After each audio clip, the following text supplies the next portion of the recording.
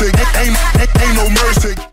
Hello everybody, Jason back again. Today we'll be doing a review for The Dark Tower, and it is basically like an adaptation of the Stephen King novel of the same name, and it's also a book series. So let's talk about it. So the story is that there's a boy who has a lot of dreams and a lot of visions about some sort of man and gunslinger and something about to happen to the world or something, and apparently he meets up with the gunslinger. He goes to another world, and they both kind of have like a team up. He's getting used to the new world around him, and they figure out that there is a bad guy played by Matthew McConaughey who wants to wreak havoc on Earth, as he did with other planets and worlds. So the gunslinger has to go back to Earth, defeat whoever the villain is, I forgot the name, and we have a pretty forgettable movie. To be honest, it is not like the worst movie of the year, but I would say it is one of the worst films of the year, and that still didn't even help it. To be honest, the only good performances were Matthew McConaughey. I always like his accent in the movie, and I really like Idris Elba. I thought he was able to carry the movie, even when it is not that good. This movie looks a little too dark. The cinematography is kind of all over the place. It is a bleak-looking movie, nothing much to it, and it just doesn't have an exact tone I think it wants to have. They have like the fish out of water storyline, which is kind of lighthearted, and then it goes to this more serious route. It didn't really mesh the tone really well, and that is probably one of the biggest issues. I never read any of the books, but I did hear that this is like a combination of many of the books in the series, but that could be a bad thing when I thought about it.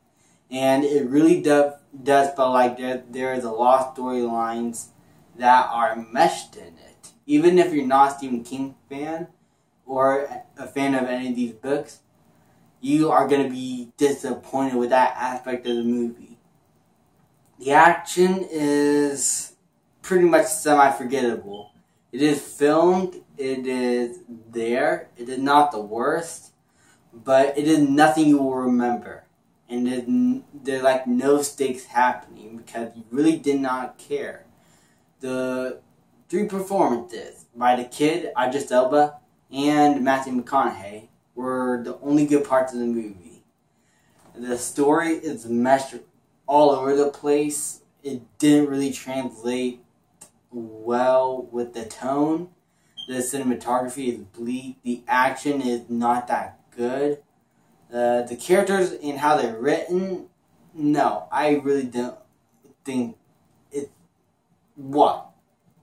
There's like no characterization, and when they try to, it ended up being a complete failure. I hated it. To be honest, this is really not a good. It's not really a good idea to put Stephen King movies into Sony's hand, because this really does feel like an Amazing Spider-Man 2. Even though I do like that movie, I do have a lot of problems with it, and mostly story-based. This is the same thing, but worse. Too many storylines, characters are meshed all over the place, not much stakes, and really, it's poorly edited. Not a lot of scenes transition well to another.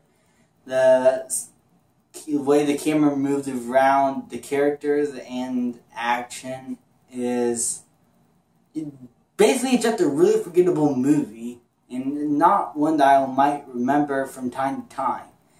I do not suggest you go watch this movie. I think you should still watch Dunkirk, because that's pretty much the only good movie that's pretty much coming out. Oh, and Atomic Blonde. So, for those reasons, I'm going to give The Dark Tower a D.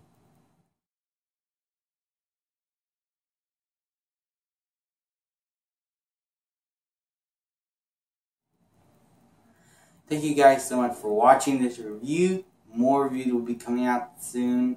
I cannot wait to review Stephen King's newer film, It. I just hope that is a better Stephen King movie than this one. Anyway guys, thank you guys so much for watching. Please leave a like, subscribe, comment, and I'll see you guys next time. I torture you. I'm a slave to your game.